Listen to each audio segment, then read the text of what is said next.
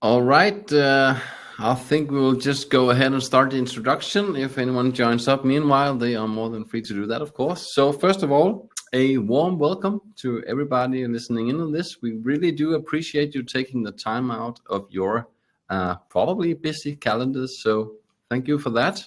And also a very special and warm welcome to you, Kare, the guest of today. And we'll get you. Oh, I think you're muted there. Oh yeah, happy to be here. Yeah, I think I'm not on mute anymore. Well, that certainly helps whatever you pressed there. So thank you. And we'll get back to the introductions in just a few minutes, right? So today's theme, managing the ServiceNow platform. It's a broad theme. Hannes and I and Kari are looking very much forward to share some of our experiences, some of our ways of thinking around this. It's to us an important subject. It's probably important to you as well, since you're here and since you're probably managing a platform that you are, continuously wondering, how can I make sure that you get some value from, make sure that you develop it in a consistent way, make sure that you avoid some of the pitfalls that's on the journey if you are not focused on how to do things the right way. And we will dive into that, and I really look forward to that conversation.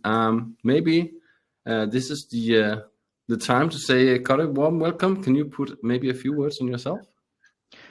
Yeah, I've been with ELISA for 2.5 years now, and I'm the director and the owner of the ServiceNow platforms that we use for this IT business side of ELISA business. So, and we do really like close collaboration with you guys, TCP. So I'm happy to elaborate that more on later of this webinar. So really looking forward for the discussion. Excellent, Kari, and thank you very much for being here and sharing some of your, I guess, lessons from the field. It would be Hannes, could you? Yeah, hi guys. I'm really happy to see so many people here today, even without having an AI in the topic. That's a joke, because we've had a lot of AI webinars which have been jam-packed. Happy to see we're jam-packed today as well. So I'm Hannes, based out of the very hot home office today in Helsinki, without any air conditioning. But yeah, if I start to sweat, that's the reason, not the topic. But nice to be here. Nice to see you all, guys. Let's have a good discussion, a good session, and yeah, take some action points afterwards.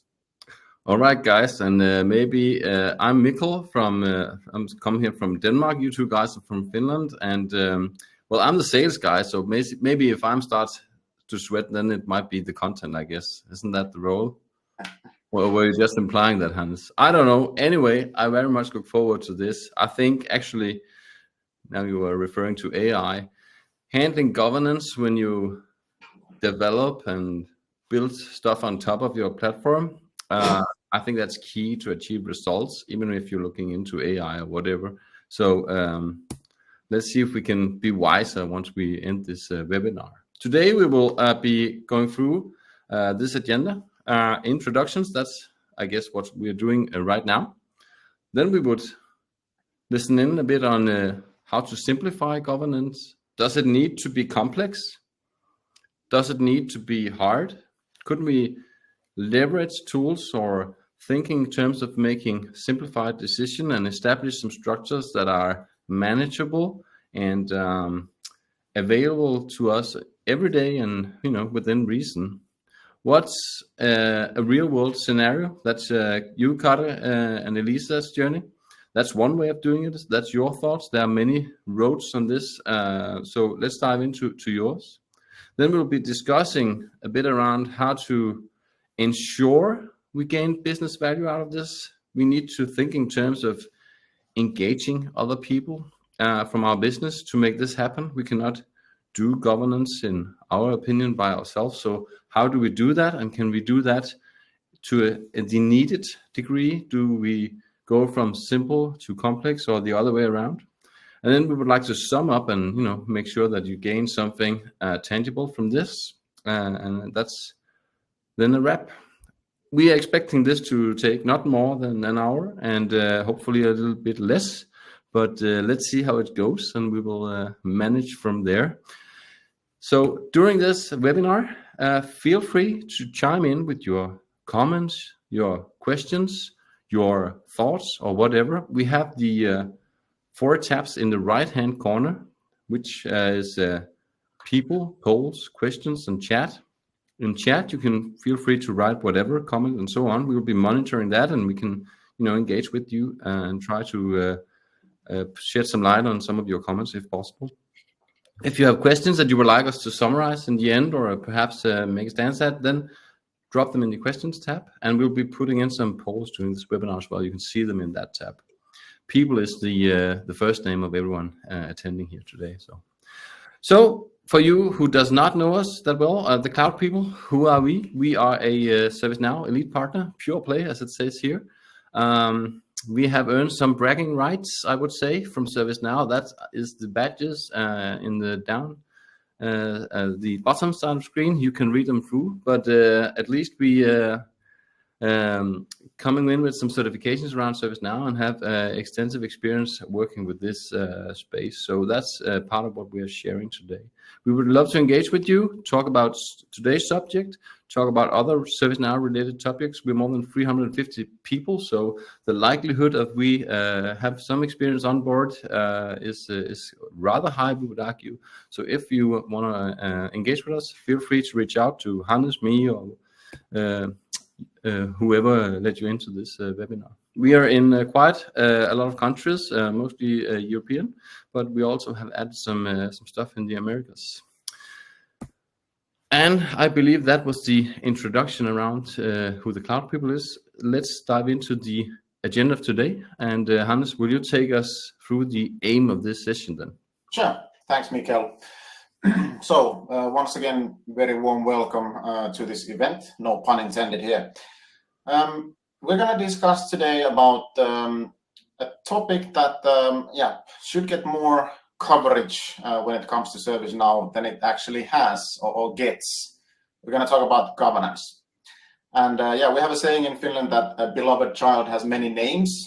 Some people might talk about governance. Some people might talk about center of excellence, platform management, core team support, whatever. But the aim of this webinar and the discussion here is to how to manage your ServiceNow platform. How do you interact with the existing governance framework or governance structure in your companies? How do you deal with end customers or internal customers when it comes to change management or demand management? So we're going to dive into a real life experience together with Kare today to talk about ELISA's journey. How are they running the platform today? What has been their journey? And kind of what we are aiming here is that if you get the governance model to work good, either internally or with a specific partner, we're going to increase the adoption and we're going to increase the speed of how you get ServiceNow to support either your internal users or then actually your external users.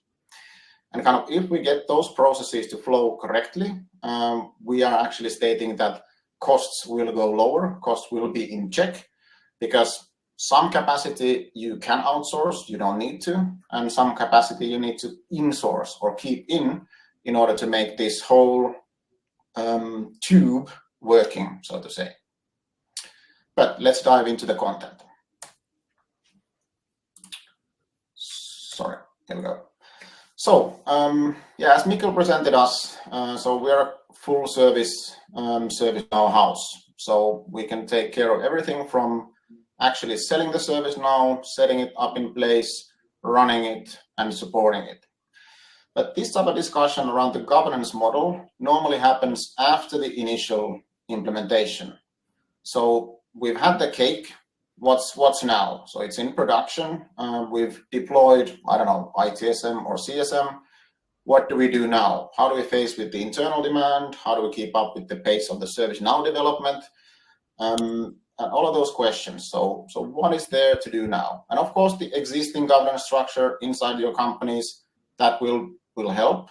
But ServiceNow is a fast transforming platform, and the speed and the agility needs to be a notch up compared to traditional legacy solution. A lot of the questions we also see is that, looking towards the future, what do I need to train my people on? What kind of capacity, what kind of skills, capabilities does my team need to have in order for me to keep running the platform, keeping it up to date, and then also answering business demand? And then last but not least, there's a plethora of acronyms going around the market: Center of Excellence in Innovation, Governance Team, Application Management Services, and some present that it can be a complex journey, and it really can if we want it to be. But we are here presenting today that it can be simpler. So that's the whole aim of this webinar. So let's go into our thesis, our theorem, and what we are suggesting and proposing. So we've boiled down a couple of the more complex models of governance, and there are 4 tenets or 4 pillars that we say that are essential to have your ServiceNow running smoothly, keeping it up to date, and then answering business or customer demand.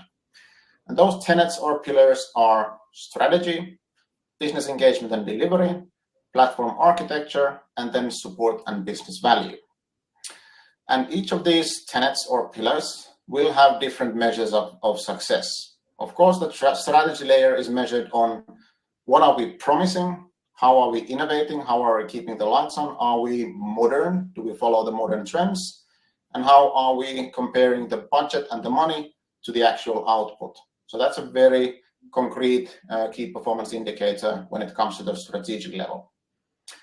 Business engagement and delivery, of course, the projects that you develop your ServiceNow with, whether it's a module implementation or expanding or customer onboardings, the projects and the mini projects and the changes, they need to be, of course, on time and then on budget.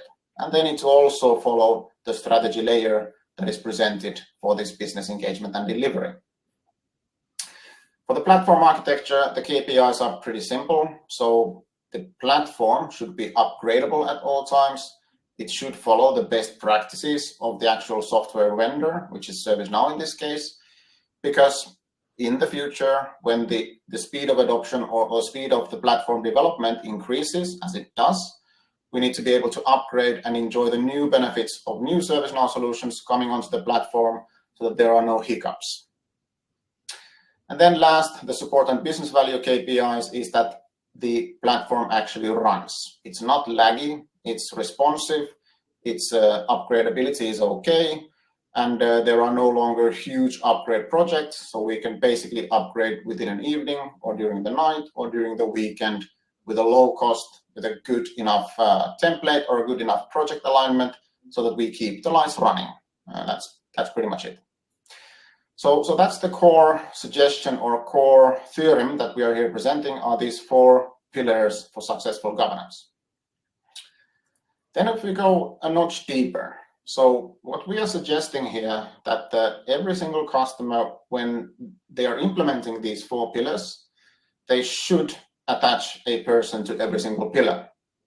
They do not need to be full-time. They do not need to be internal. But at least there are people who are then tied into these pillars that we can start measuring them based on these KPIs that we just presented in the last slide. And the titles, of course, vary between customers. But if we're looking at the role or the title, what we are suggesting is that you need a platform owner. That's pretty much a standard when customers are acquiring ServiceNow. There is somebody who owns the financial agreement, and then somebody who owns the technical agreement. So ServiceNow Platform Owner is basically always in place when it comes to at least us delivering our ServiceNow solutions to our customers. The next one should be the development lead. So a person who's looking after the smaller changes, the larger projects, and it might not be full-time, and it might have external capacity to help in those developments, but there needs to be a person attributable to that pillar. Platform architecture, same thing. The platform architect, in our view, should be internal. Of course, there's capacity on the market that you can buy with very experienced platform architects or senior architects. But ultimately, kind of the technical decisions or the architectural decisions need to be owned by you, the guys who actually own the platform and who are developing it. But of course, there's a lot of help on the market that you can get from a lot of the partners in the ServiceNow space.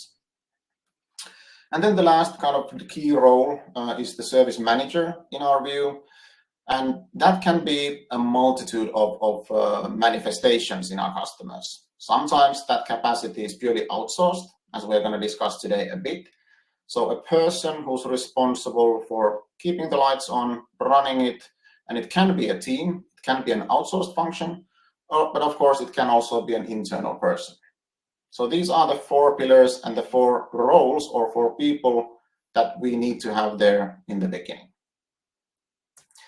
So how does the governance structure then look like? Of course, ServiceNow is not an island. It ties into the existing governance that you have within your company. But the way we have structured for our customers is that the platform owner oversees all of the other pillars, which were business engagement and delivery, architecture, and then support. And then how we face towards our end customers or internal business units, that varies quite a lot. So whether it's a demand management layer or whether it's directly towards our internal business unit, that also depicts or kind of is related to the tenet of how do we use our service now? Are we using it customer facing or is it just purely internal? So the lower part of the picture varies quite a lot, but the organization on the top side and how that then swims into the existing governance, that's the key here. And what we are suggesting is that if you are starting your journey or if you want to do a minimalistic approach, don't want to incorporate a huge model, start with 2 full-time people. Have a platform owner, have a service manager who owns the keeping the lights on. And then the other ones you can, when the usage of ServiceNow increases, you can then of course put those as full-time. But in our view, those can be part-time or they can be actually outsourced from the market. When it comes to tasks that need to be done within those pillars, and what is the easiest task to outsource and what kind of capacity you can get from the market? Maybe, Hannes, I'll just add here that we can send out the slides afterwards if it's a bit hard to read, but we wanted to ensure we got everything included, right? Very true, very true. But happy if you take notes, but yes, we are going to share the content afterwards.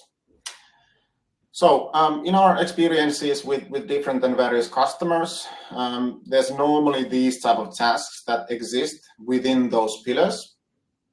And the approach that we have taken here is looking not purely from a task point of view of what needs to be done within these pillars, but also from the view of what is the easiest way to get capacity from the market or then outsource.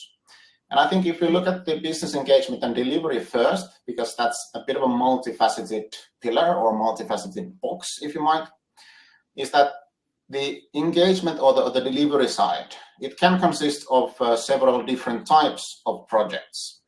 We're migrating when we are starting from an old system, or then we're migrating heavily from an older instance of ServiceNow.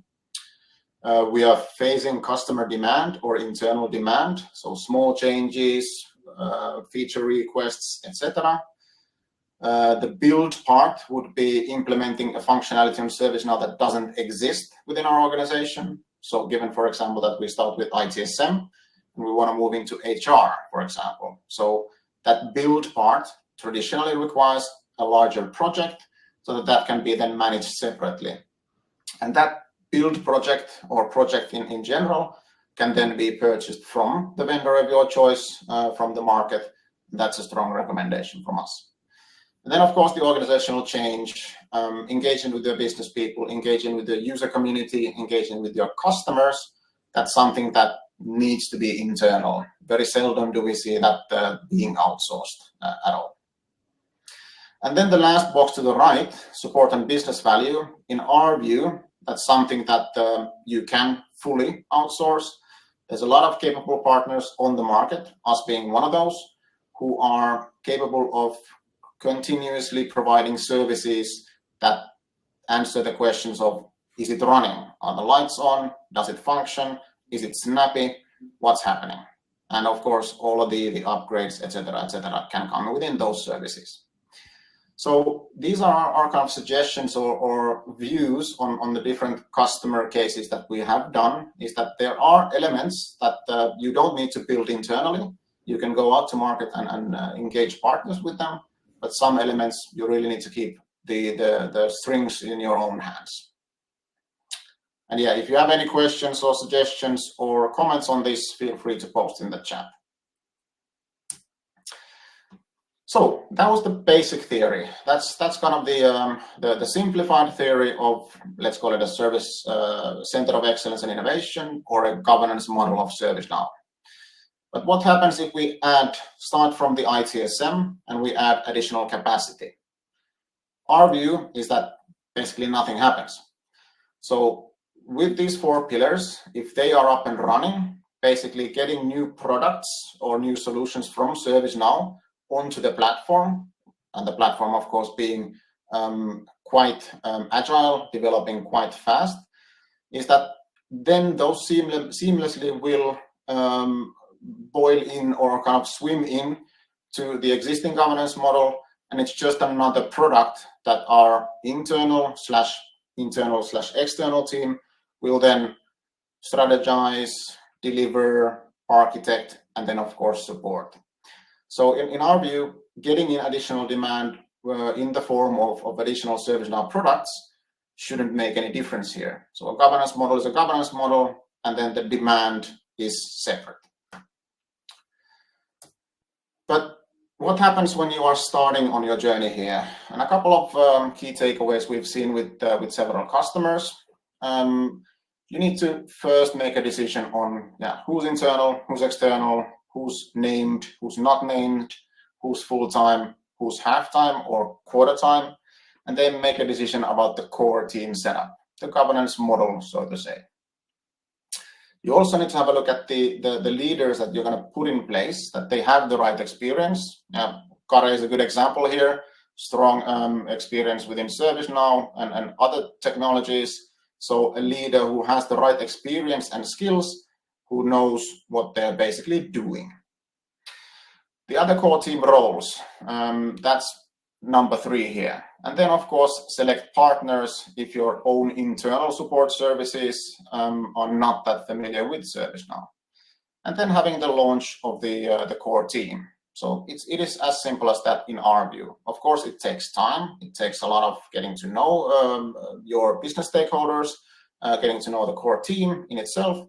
But once you get that ball rolling and have the cadence in place, then it becomes more simple. And then the organizational setup here, even though the process might seem simple, it can vary or depend on several factors. Strategic initiatives and the technology roadmap. Are we planning to take customer service management, ITSM, or 3 or 4 other ServiceNow solutions onto the roadmap? If there's several solutions, it might be that the core team needs to be bigger at some point of time or in the beginning, etc., etc.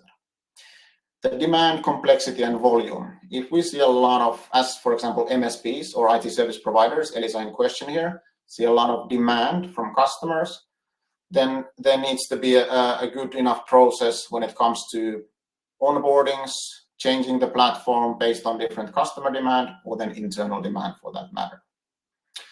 The geographical reach. Of course, it helps if you are region locked, if you are in one country, but a lot of the times we deal with global customers, so there is a globe element to it, there's a time zone element to it, and then the selection of a support partner becomes more apparent. The maturity of your organization. So how well do you know ServiceNow? ServiceNow has been in the market for quite some time, and there's a lot of people who have done ServiceNow projects, who've engaged with the ServiceNow in the past. So there's a lot of people now coming up the maturity scale. So they know how ServiceNow is, how do you work with them, what's the licensing logic, what can I do and what can I not do. So that amount of people is increasing as days goes on. SLAs, what are we promising internally or externally? That has an effect on the core team and the staffing or the sizing of it. And then, of course, potential partnerships, sourcing strategy. What do you keep inside? What do you keep outside or take outside? And then select the partner for it. So it's not as black and white. It's not as simple, but these are a few of the things to consider when sizing the ServiceNow governance organization. And then I think in my third or fourth bullet here, I mentioned cadence. This is a representation of how we see cadence fitting, once again, based on those 4 pillars: strategy, business engagement, architecture, and support. Is that the strategic meetings should happen quarterly or twice a year, where we agree on strategy, where do we go with on a larger scale. The tactical, what do we need to deliver, what do we need to change, are there some heavy lifting stuff done, should be on a monthly scale.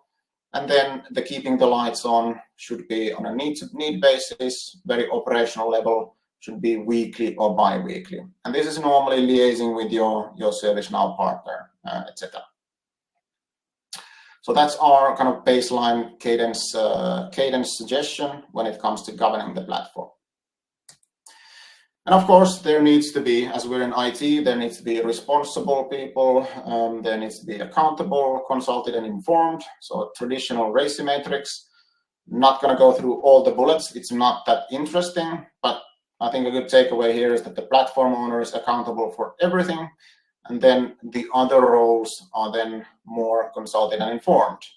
And there might be a 5th pillar to this as well, which is then the SLA that is agreed with the partner in question when it comes to the service manager space or supporting the instance. So that was our theory presented in a fast format. We will now move on to the discussion topic of this presentation. And let me start first by introducing ELISA. ELISA is one of our largest customers in the Finnish cloud people organization, and they are the largest telco operating in Finland. But a lot of the customers or global customers don't know that ELISA is also fairly big in IT service provider space as well. So serving B2B customers and on IT service management topics and a variety of topics. And if you've been in our previous webinars, you also know that we are doing AI development together with ELISA. So there is a customer/a partner element to our business here as well. You've been in the game on ServiceNow quite some time. I think you were among the first ones or very early adopters when it comes to ServiceNow, 2009, 2010 timeframe. I might get the year wrong, but I think that's roughly correct. And yeah, you're one of the largest ServiceNow customers when it comes to the Finnish space and also on the Nordic scale here as well. So, Kare, now it's time for us to discuss, and Mikkel will chime in. And once again, I remind you guys, if you have any questions, you want us to discuss around something, please feel free to put it in the chat. But all right, so that I'm not losing my voice, Kare, you did an intro here yourself, but can you walk us through on kind of what is ServiceNow in ELISA? What is the scope of it? What kind of processes? Just a rough magnitude of how many people using it. Yeah. We actually have 3 ServiceNows here at ELISA. One is internal and 2 of what we use for this IT business, so customer-facing ServiceNows. And I'm actually the owner of the customer-facing, the IT service business ServiceNow. So the internal one, that's not one that we are going to discuss here, since I'm not the owner of that one. But basically, so those 2 ServiceNows, the other one, the first one is one of the first in Finland, so back from 2009 or somewhere around that. That's on-premise ServiceNow, and then we have this newer ServiceNow, which is SaaS-based, and we are actually doing huge development project at the moment for the SaaS ServiceNow. I started my own ServiceNow career here at ELISA. It was actually called Appelsini back then, but ELISA acquired that company. But actually, the older ServiceNow is the first one I ever did ServiceNow implementation. So I used to be a ServiceNow developer back in the day, 15 years ago, or something like that. But yeah. But now I have to own what I did back then. So the Do you circle still, goes. Yeah, do it's you still do you still run against code that you had developed in 2009 that still exists on your instance? Yeah, I do know, and I'm not proud of that. But anyways, that it's still there and seems to be working. But anyways, but yeah, for those two ServiceNow, so we are using ITSM. So we are IT service providers. So that's the module, ServiceNow module that we need to use, and basically we have all the idle processes there. So ticketing, change requests, CMDP. We do item related stuff regarding CMDP, projects, work time logging, billing automations, etc. So everything you would imagine a IT service provider needs for its system. And basically ServiceNow is our ERP. So everything happens within the ServiceNow platform that we do and what we provide to our customers and manage their environments and so on. Volume-wise, we have more than 100,000 end customers. So there's a lot of customer companies and all their users together. That's more than 100,000 users, and of course because of that we get like several thousand tickets every day. So created and resolved. So there's a lot of traffic going on within our ServiceNow platforms. Cara, can I ask, because since you've been using this platform since 2009, right? It's the same thing. How do you manage the intake of demands? How can you walk us through the process around, taking some need or some requirement and then, getting it all through the development phases and into, let's say, the living of the business? Yeah, there was actually really interesting slides that Hannes showed before. I haven't seen them before, but I can reflect that those reflects to our environment. So I think the key personnel I think that we have here are our process owners. So every ITIL process has their own process owner, and those are from ELISA side, and the one who actually developed the ServiceNow processes are now from TCP. So and from a background perspective, year ago we did this outsourcing to TCP. So now we are buying application management service from TCP, and all our ServiceNow development is now doing by your guys. So we used to have this 13 people team, internal team within ELISA, but we did this outsourcing. So basically now we are just doing the steering part from ELISA, and you guys are doing the heavy lifting and the heavy work. But I would say that I'm the platform owner, so of course I'm responsible of the roadmap and building the governance and resourcing and that everything gets done in that like top level. But I would say the most important people that I have for me are my process owners. So the ones who are responsible, for example, incident management process or change management process and etc. And those guys like own the processes and they decide like what development needs we are going to do to those processes. For example, if customer asks from something from us, so we might say that this is not something that we are going to do, or then we will tell them that yeah, this is a good thing then, and other customers want the same thing as well, and so on. So those are my like main guys. How do you handle the different discussions there, the prioritizations? And I mean, there must be some tough decisions to make. How do you go about that? Yeah, that's really good question. So of course we get a lot of requirements and enhancement requests internally, but from externally from customers as well. And those lists are pretty long. So there might be like more than 100 things that someone wants us to develop. But we do this prioritization, and actually the meeting where I came to this webinar, last meeting was regarding this backlog refinement process that actually has been introduced by you guys to us. And now we do this like together. The process owners that I mentioned are there, and then your people are there, and then we prioritize like what we are going to do next. So basically, ELISA does the prioritization, and then we will like hand over those things to you guys. And we have these 2-week sprints where everything gets done. So we try to design those sprints that the change request that we identify can be done within the like 2 weeks time frame, and then we will like continuously discuss like what should be done next. But the list will like never end. So it's been on the same level, like 100 like items in the backlog all the time, since all the time there comes new requirements and so on. And one thing I've also noticed that the customers are like more demanding than before. So like, yeah, new requirements needs to be done all the time. What is driving that, do you think? Uh, In your view?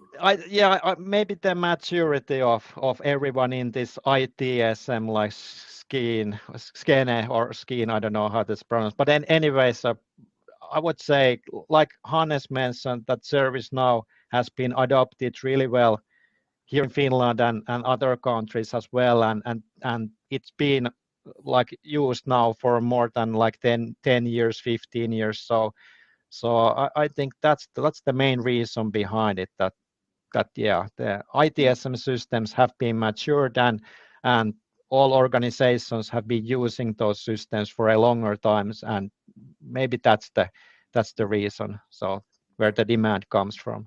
Hey, Kari, I have a generic question. If we kind of park the operational stuff here, but kind of when you manage ServiceNow platform in ELISA, what are your biggest challenges? Where do you kind of spend your time, and how do you make sure that you focus on the right topics? What are the challenges that you kind of, just on the top of my mind, that you face? Yeah, I think the biggest challenge is that there's so much things going on all the time. So the daily operations, the new development needs, serving the current customers, serving and onboarding new customers. I also participate in customer RFPs and sales meetings and RFPs and stuff like that. So I would say that the amount of everything is the biggest challenge. And how do I manage and together with you guys like manage to pick the right points and the priorities, like what we should do next. But as a service provider, of course, customer needs come first. So that's maybe the first point of prioritization. But I would say that's the biggest challenge altogether. Yeah. Do you invite in your customer responsible? So how do you make sure you understand the business needs coming from them? Yeah, I work closely by myself with the service managers of our customers. So they know me and I know them. So basically they will know like to contact me when there's some customer requirement, and then we start that discussion. And for example, we built a lot of integrations with our customers. So that's the like most typical discussion, like that customer wants to integrate and they haven't have integrations before. So that's something that has also changed in this scheme, that the customers they used to use our service portal, but now they have their own ITSM and they want to build integrations with us, with the service provider. So that's how it goes. So hey, what final question here, so that we have still time, Mikkel, for your part here. But at the end, I'm gonna give our key takeaways. But in your mind, Kari, what are your key takeaways? What do you need people to, when they exit this webinar, what do they need to remember?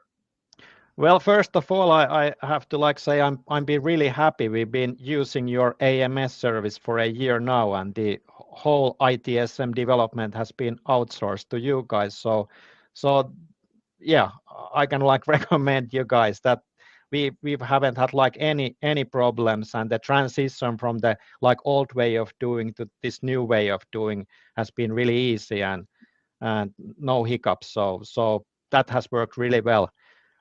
But anyways, I think one of the key takeaways that I, as a customer, and my process owners, we need to be on the driver's seat. So we need to be able to tell you guys what should be done next. You cannot prioritize my business.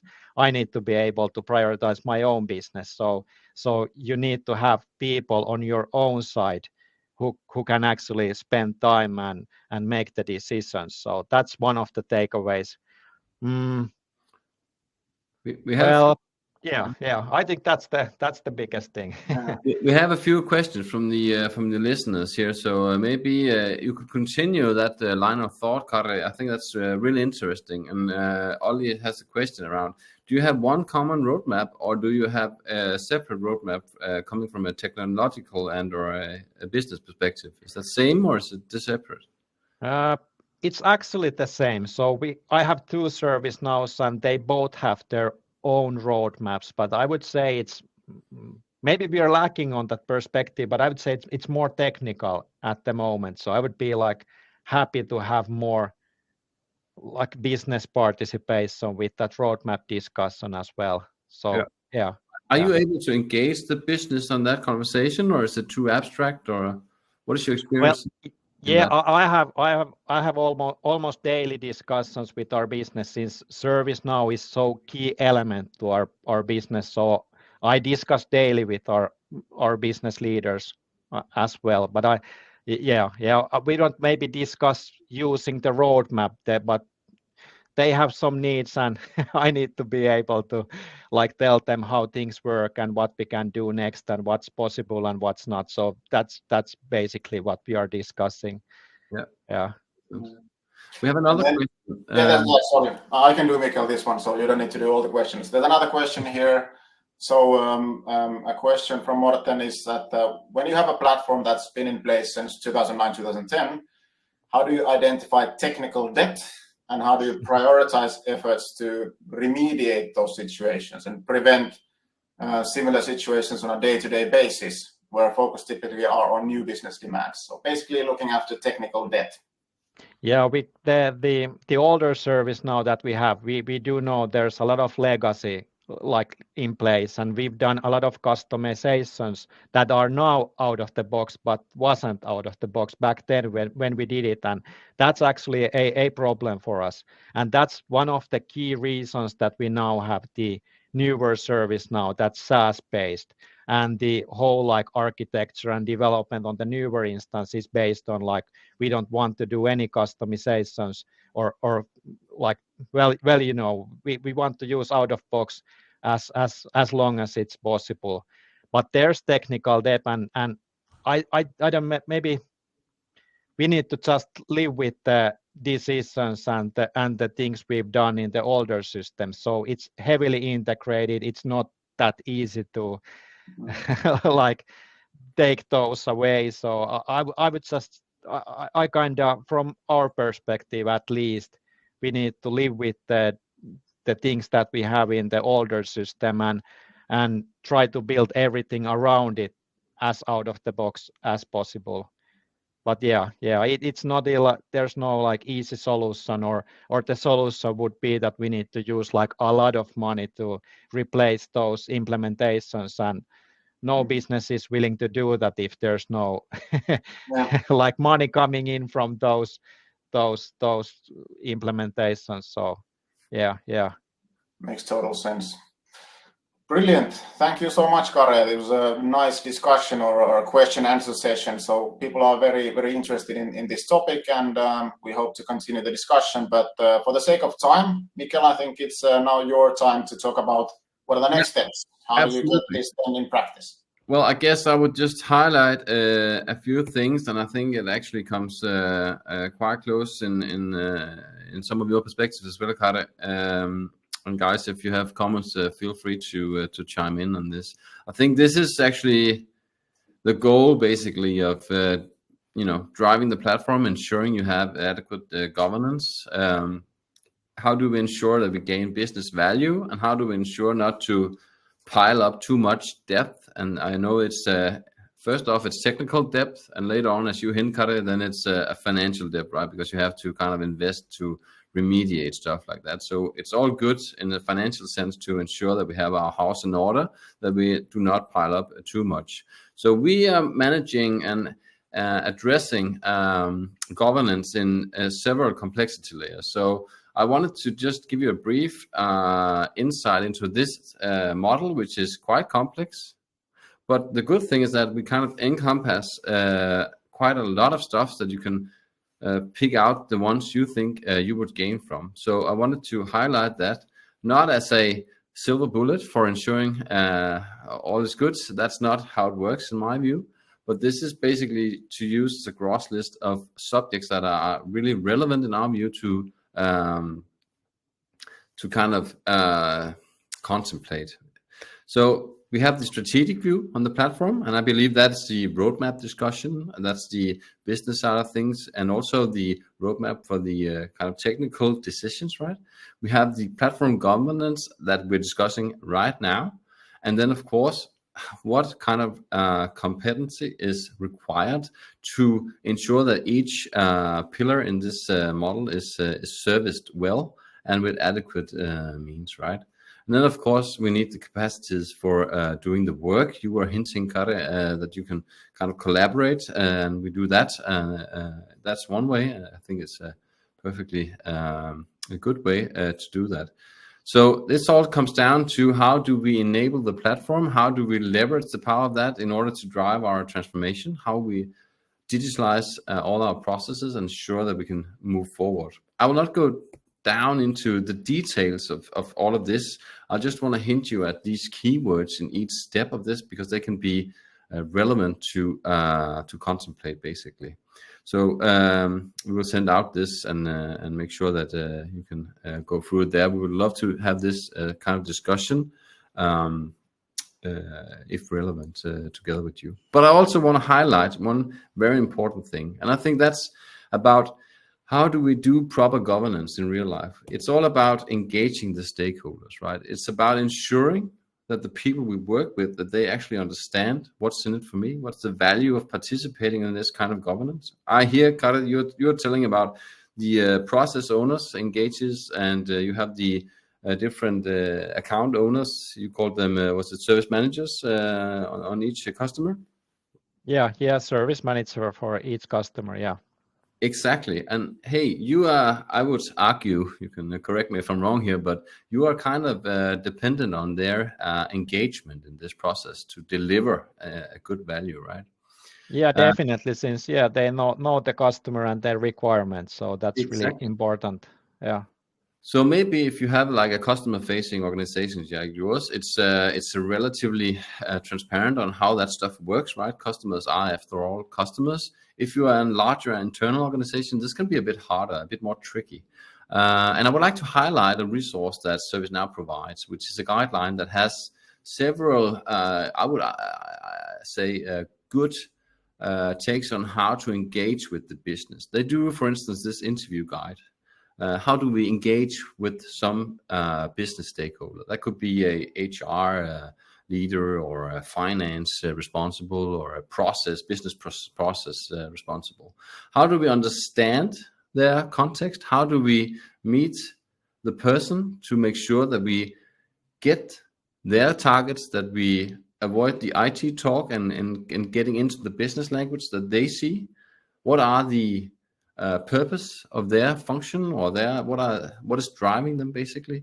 And all of this is very handy if you are looking into more enterprise service management kind of things. And I just wanted to highlight this because, you know, this is just an interview guide. It's not rocket science, but it's a great checklist to kind of put in your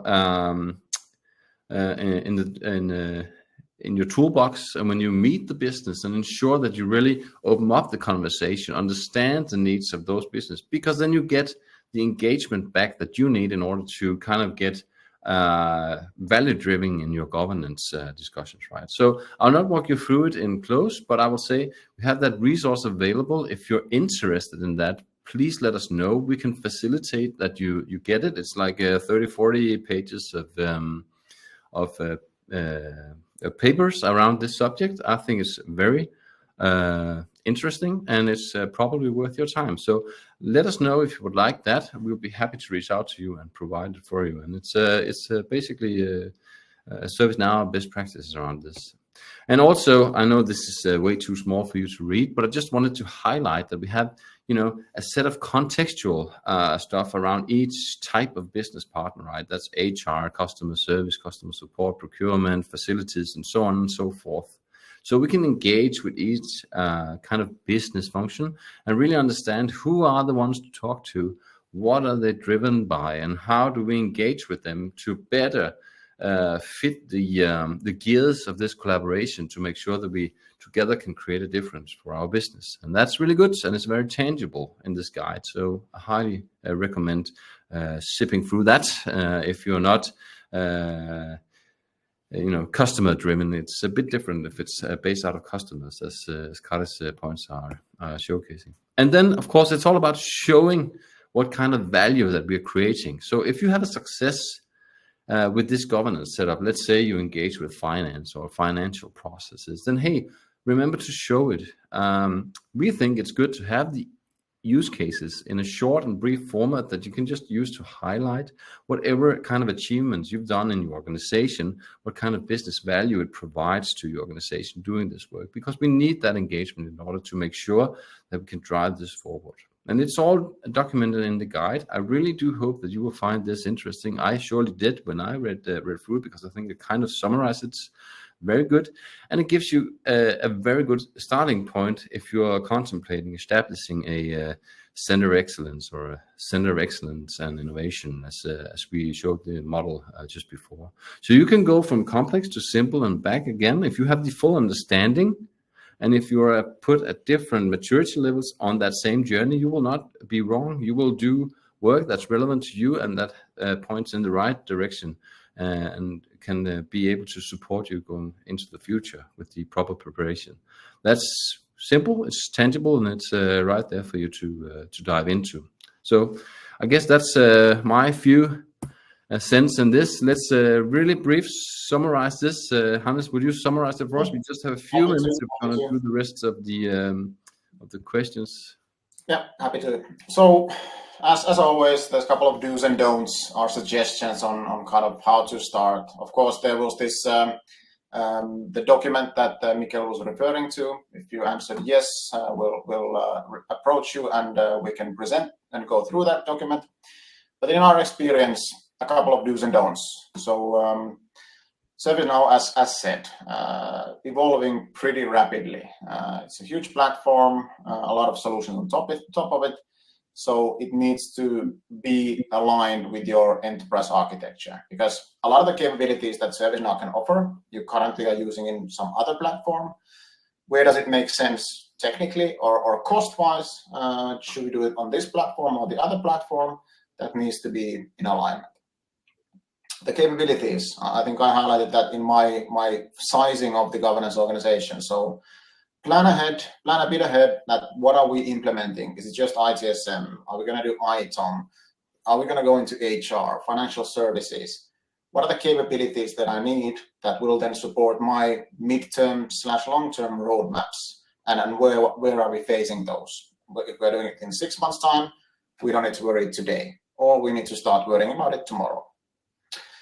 Budgeting governance. ServiceNow is not the cheapest product or solution on the planet.